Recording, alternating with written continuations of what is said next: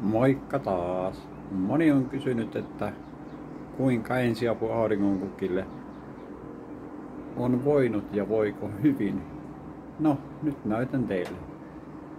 Tässä on ensimmäinen potilas, jolle teen tämän kaatuessa tulee niin sanotun leikkausoperaatio tai polven kipsauksen, miten sitä nyt sanotaan. Katsotaan kuinka hän voi. Siis operaatiosta on yli 2 viikkoa. Ja hän voi vallan mainiosti.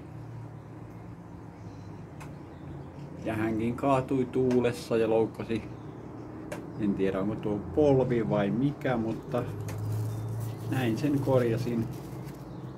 Ja hyvin on mennyt ja aika on 2 viikkoa. Ja sitten samassa rytäkässä kaatune toinen leikkaus, jonka tein tai korjasin.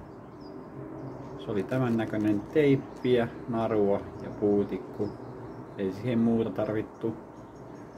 Ja kuinka hän voi, potilas voi olosuhteisiin nähden erinomaisesti. Kannattaa kokeilla siellä kotona, parvekkeella, missä ikinä olettekin. Ei kannata aina leikata kaikkea pois. Hyvää torstai-iltaa. Moikkiis!